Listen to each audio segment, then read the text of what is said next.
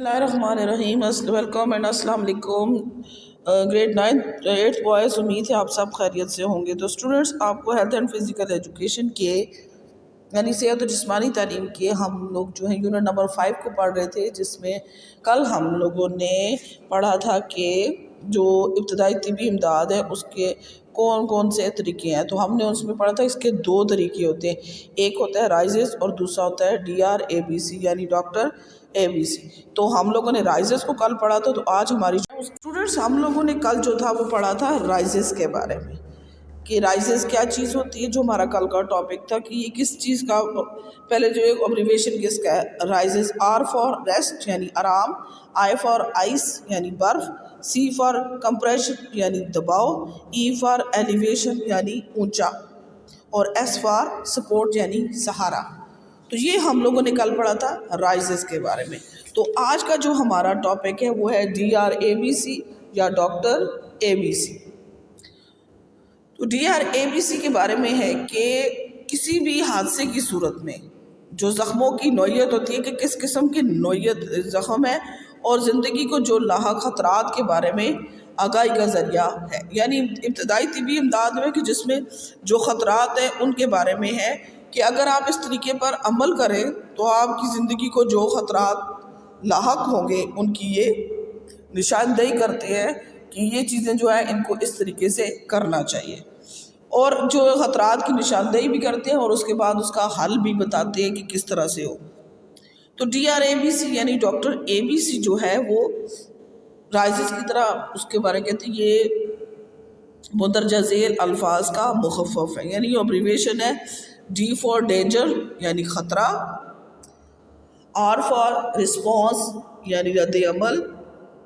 A for air way یعنی سانس کی نالیاں،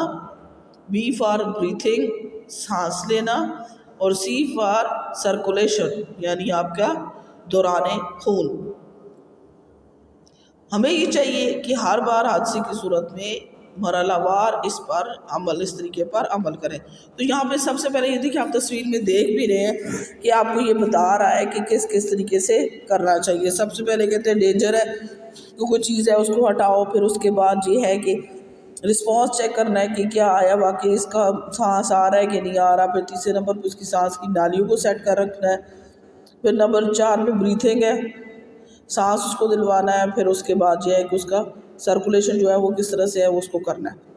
تو سب سے پہلے آ جاتا ہے آپ کے پاس خطرہ یعنی ڈینجر، D فار ڈینجر کہ دوران حادثہ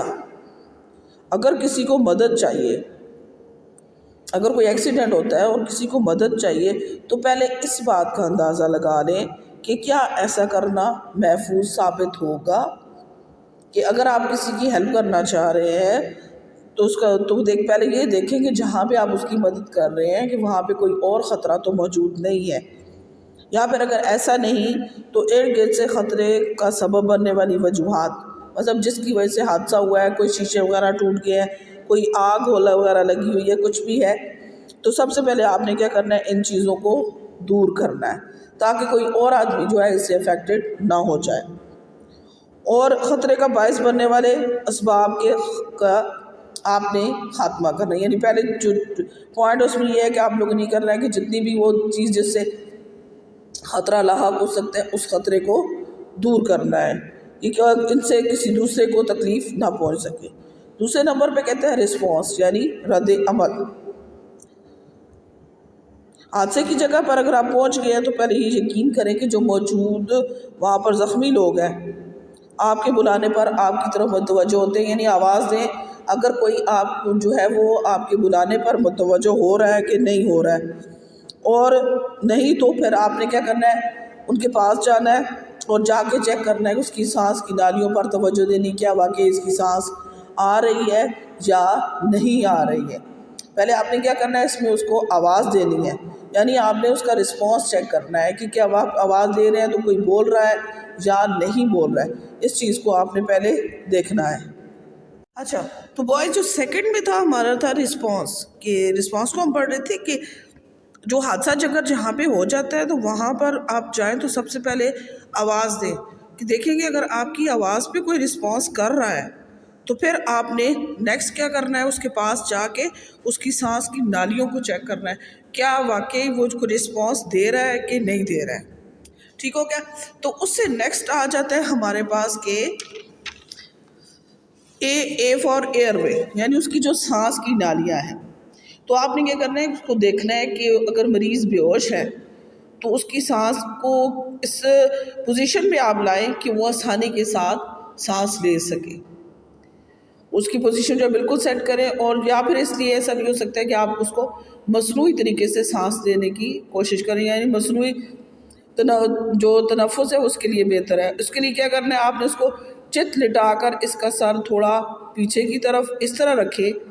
کہ اس کی ٹھوڑی اوپر کو اٹھی ہوئی ہو، تاکہ وہ آسانی کے ساتھ جو ہے وہ سانس لے سکے، ٹھیک ہے۔ تو نیکسٹ آ گیا بی فار بریتھنگ، یعنی سانس لینا۔ اگر جائے حادثہ پر جو مریض ہوش میں ہو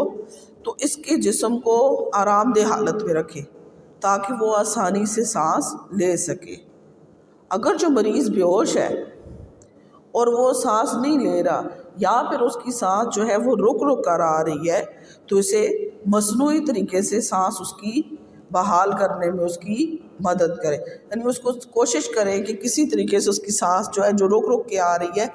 تو وہ کسی طرح سے بحال ہو جائے، ٹھیک ہو گیا۔ تو نیکسٹ اس میں جو DRABC میں ہمارا جو ہے وہ ہے جی سرکولیشن، یعنی دوران خون۔ اگر آپ دیکھتے ہیں کہ مریض کے جسم سے کسی حصے سے خون بہہ رہا ہے